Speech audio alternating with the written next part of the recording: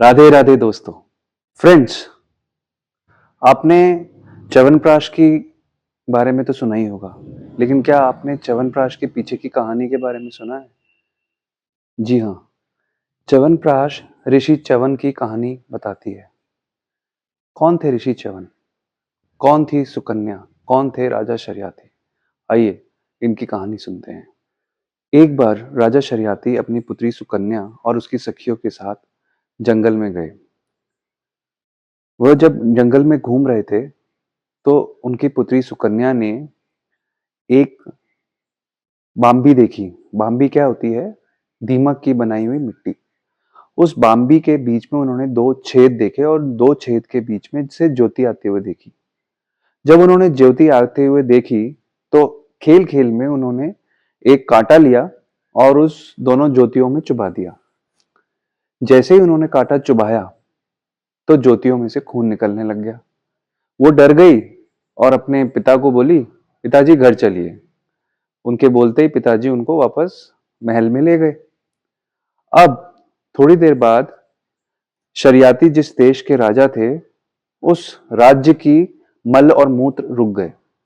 तब राजा शरियाती को शक हुआ कि किसी ने च्यवन ऋषि के साथ छेड़छाड़ की है। उन्होंने सबसे पूछा, उन्होंने अपनी प्रजा से पूछा, किसी ने महर्षि च्यवन के साथ कुछ गलत तो नहीं किया? सबने बोला, हमने कुछ भी गलत नहीं किया।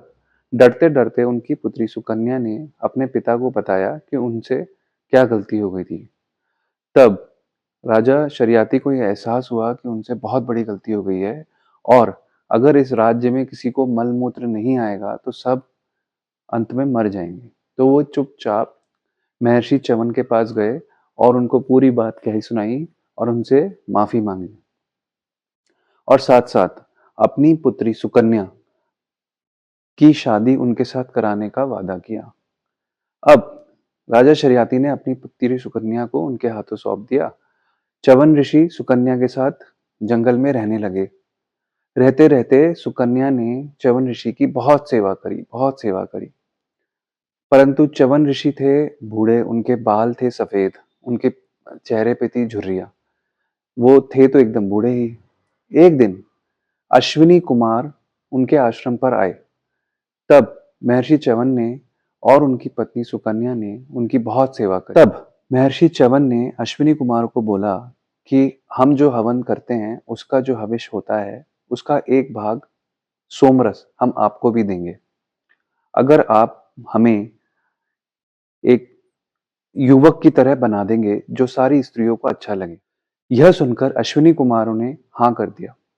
फिर पास ही में एक तालाब में अश्विनी कुमार अपने साथ ऋषि च्यवन को ले गए। वहां पे ऋषि च्यवन को उन्होंने कोई मंत्र दिया और बोला, आप पानी के नीचे डुबकी लगा लीजिए हमारे साथ साथ। अब दोनों अश्विनी कुमार और महर्षि च्यवन ने साथ में डुबकी लगाई। डुबकी लगाने के बाद वो तीनों एक साथ निकले तो बिल्कुल एक जैसे लग रहे थे। काले काले घुंघराले बाल, पीतांबर वस्त्र और एकदम सुंदर। अब उन्होंने अश्विनी कुमारों ने सुकन्या की परीक्षा लेनी चाहिए और सुकन्या से पूछा, बताओ इनमें से तुम्हारा पति कौन है? सुकन्या एक पतिव्रता पत्नी थी। उसने तुरंत महर्षि च्यवन को पहचान लिया। ये सुनते ही अश्विनी कुमार बहुत प्रसन्न हुए और उन्होंने वहां से विदा ले ली। अब कुछ दिन बाद राजा शरियाती आश्रम पर अपनी बेटी से मिलने आए। जब उन्होंने देखा कि उनकी बेटी तो एक बिल्कुल नवयुवक जवान है, उनकी सेवा कर रही है, तब उन्हें बड़ा आश्चर्य हुआ और उनके गुस्से की कोई सीमा न रही, और उन्होंने अपनी पुत्री सुकन्या पर बहुत गुस्सा किया। उन्होंने बोला कि हे उल्टा स्त्री, तू अपने पति की सेवा करने के बजाय ये किस पराये मर्द की सेवा कर रही है? तूने हमारे कुल का नाश कर दिया। मुझे तो लगा था कि तू ऋषि च्यवन की बहुत सेवा कर रही होगी, परंतु तुझे उनके बुढ़ापे के कारण तू ये पता नहीं किस जवान को ले आई है। परंतु तू तो बहुत बुरी निकली। तू उनको छोड़ के ये किस पराये मर्द के साथ बैठी है? हाय हाय, आज तो हमारे कुल का नाश हो गया। ये कहने के बाद सुकन्या ने उनको सारी बात कह सुनाई। यह सुन के राजा शरियाती बहुत प्रसन्न हुए। इसके पश्चात महर्षि च्यवन ने राजा शर्याती को हवन करने की आज्ञा दी।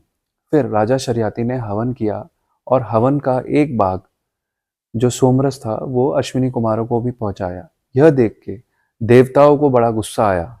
सारे देवता बहुत गुस्सा हो गए, खासकर कि इंद्र। इंद्र को ये कतई मंजूर नहीं था कि वैद्य अश्विनी कुमारों को सोमरस का भाग मिले। इसलिए उन्होंने क्रोध में आकर अपना वज्र उठाया और महर्षि च्यवन पर चलाने की कोशिश करी। परंतु महर्षि च्यवन बहुत ही समर्थ गुरु थे। उन्होंने आंखों ही आंखों में उनका हाथ रोक लिया। उनका ही नहीं अपितु सारे देवताओं का हाथ रोक लिया और सब के सब कुछ भी करने में असमर्थ हो गए।